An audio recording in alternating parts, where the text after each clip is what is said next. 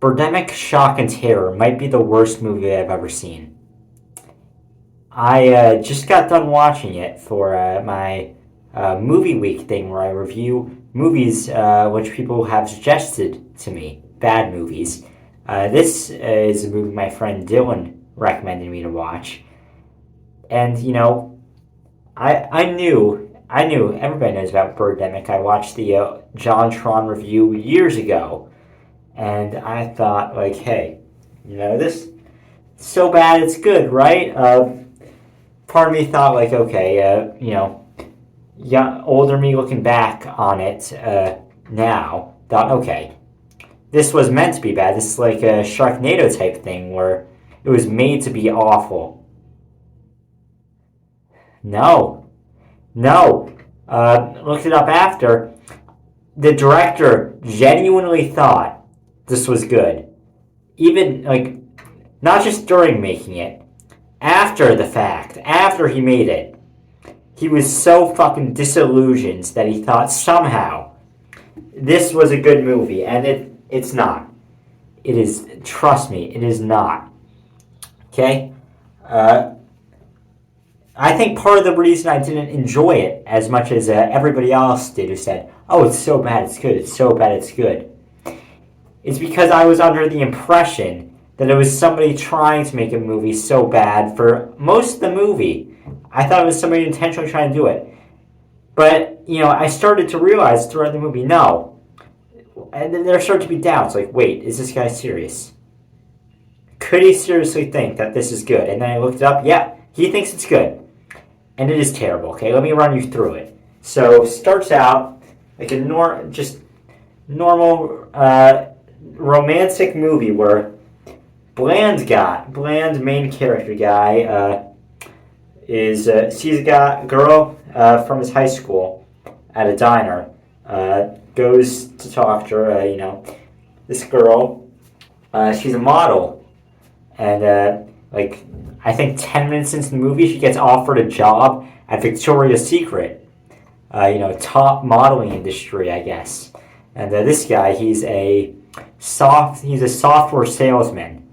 And within the first 15 minutes, he makes his biggest sale ever, $1 million, whatever the fuck that means. And on the phone. He's talking. He's like, yeah, I could give you two for 50% off, which means if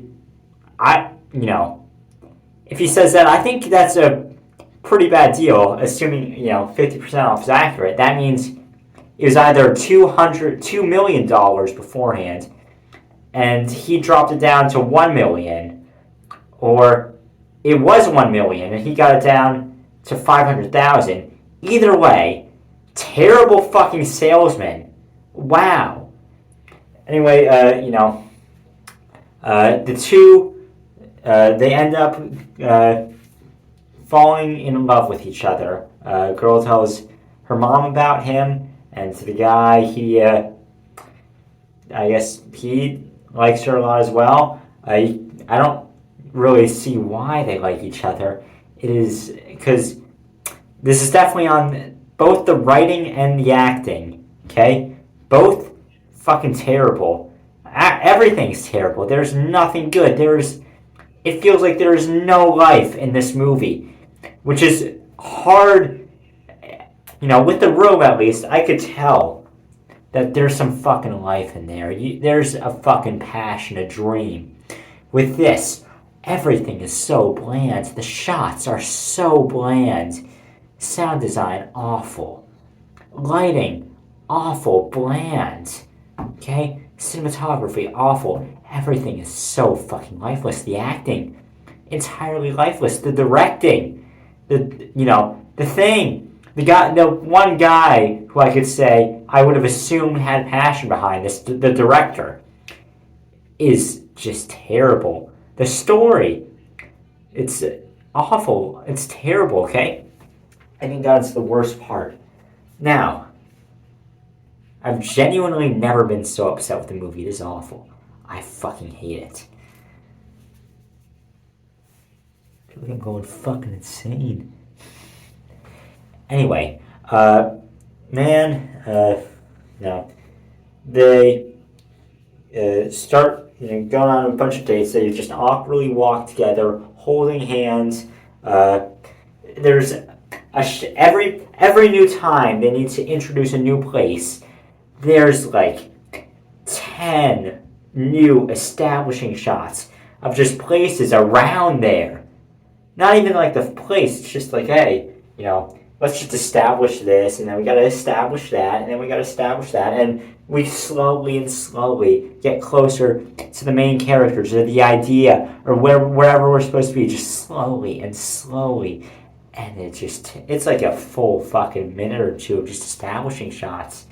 It's awful. And this movie felt so long. It was an hour and 30 minutes, okay? An hour and 30 minutes. It should not feel that long, but it did. It fucking did. I hate this movie.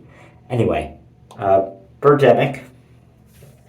The two, the guy and the girl, they're in love or whatever. They go on a bunch of dates. I was debating even mentioning this because it barely plays into the story, but like, girl's best friend is, dating this guy that the main character works with, his coworker, which adds basically nothing. Like, the guy pressures the coworker pressures the main character, like, hey, you gotta fuck that girl. You gotta fuck her. You gotta get into her pants. But the main character, he's a good guy. He doesn't want to just get into her pants. He loves her. He loves her. He's a good guy, And that's like, only characterization we get about him. That he's a good guy. He's a good guy.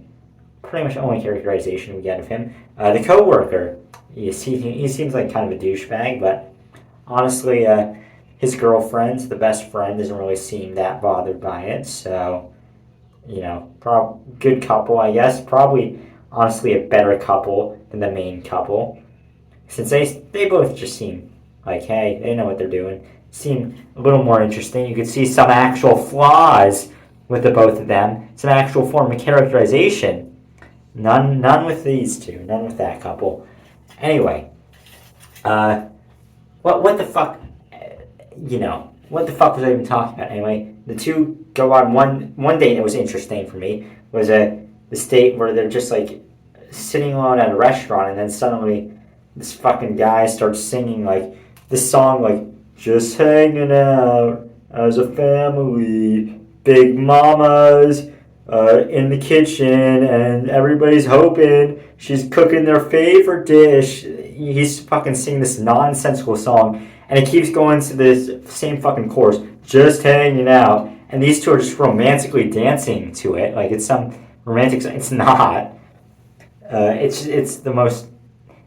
It's a song about family. Weird. This terrible song about family, and they're just dancing to it like it's a romantic song. It's not. I don't know why they couldn't just play an actual romantic song. But it's only those two in the restaurant, and they're just dancing alone. And I am 8 minutes through this video, and I have not even gotten to the halfway point because it's just that bad. It is that bad. Anyways, let's just cut to the interesting part, the Birdemic part. Okay, you would if you watch this movie without knowing the title, you would have no idea what the fuck this was going to be about. Okay, they're doing their thing. 2 straight minutes of establishing shots, and you finally think like, okay, they're gonna cut the characters. No, they just cut back to a swarm of like terribly special effect birds attacking, and at first, you think like, oh, look at these terrible CGI birds. That's funny. Okay? That's funny. We're halfway through the movie. They do the terrible CGI birds so many times, and eventually it just gets to a point where it's like, this isn't funny anymore. The charm's gone. I'm sorry. The charm is gone. So, these two lovebirds, they just had sex for the first time at a motel for some reason. I guess I don't know why. The guy has an apartment they could have had sex at, but I guess they wanted to do it in a motel. They have to barricade the motel because birds are attacking, killer birds. Meet up with, they find some other guy in a motel who's like a, army vet, I guess, from the Iraq War, and his girlfriend, and he's like, hey, we got a van. Let's go in it. You want to join us? No fucking idea. They don't have any idea where they're going. They just want to get in a fucking van and drive. There's like no goal for the second half. Their goal is just basically survive while driving. And we don't know where the fuck they're driving to. They don't have any idea. They just drive. If there was a given goal, maybe there would be some sort of like connection we could have where it's like, hey, we want them to do this. There's no goal that they're trying to accomplish though, besides surviving. So they end up coming across his family, all dead except for the kids, one boy, one girl. Bring them into the van. Like, hey, come on. Kids seem to get over their parents' death pretty quickly because it's never mentioned after that scene.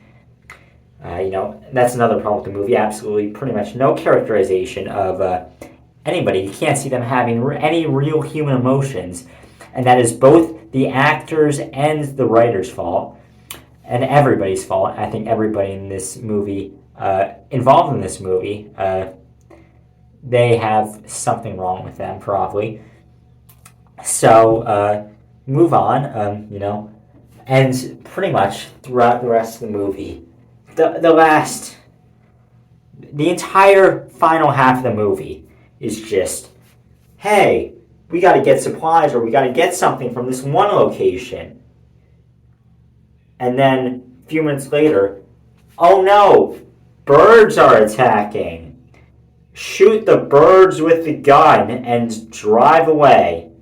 And there's so much more I could say for each single thing.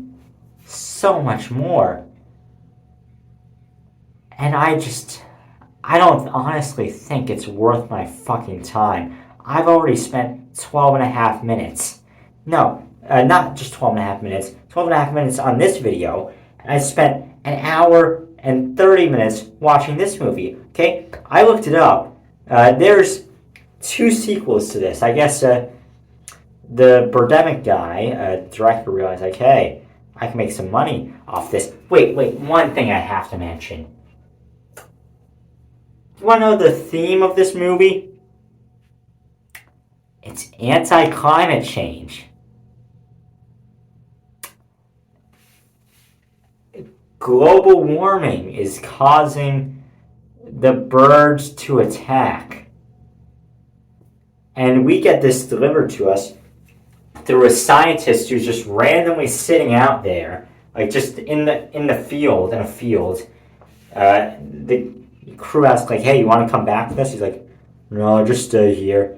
He's just a random fucking bird scientist, I don't remember what the name of bird scientist is, but he's a random bird scientist who just happens to know, pretty much oh yeah, bird flu caused by global warming, which I guess the birds are attacking for that reason. And there's a fucking hippie who they come across, and the hippie's oh yeah, protecting the trees because global warming is causing bark beetles to destroy them or something, and that's also why the birds are attacking, because the birds don't attack me, the birds are fine with me. And the movie ends with, they go to a beach, birds start attacking them, as they've been doing this whole last half of the movie. Everybody runs away, and they go into the truck, the van. Van's out of gas because the guy just left a gas can by the side of the road that he paid $100 a gallon for. Another thing, they go to a gas station. The gas station owner is totally fine. There's no fucking need for our main characters to be driving this van, they just like ask like, hey, the gas station owner, like, hey, can we hang out here? Because the gas station owner is perfectly fine, and I'm sure he'd be fine with helping some people who had guns to help defend themselves and shit. Anyways, birds start attacking, and then suddenly they just stop attacking and go back. I don't know why. It's not really explained. They just leave, and the end credits are the main characters watching the birds fly away.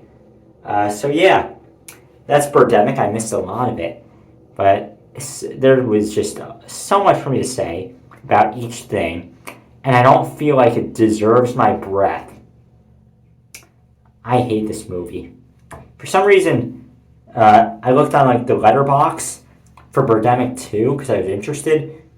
Sam Hyde and the MDE crew are in it for some reason. I don't know why. I thought that was interesting. But yeah, other than that, pretty much it. Have a good one. What the fuck has been up with my hair recently? New video tomorrow.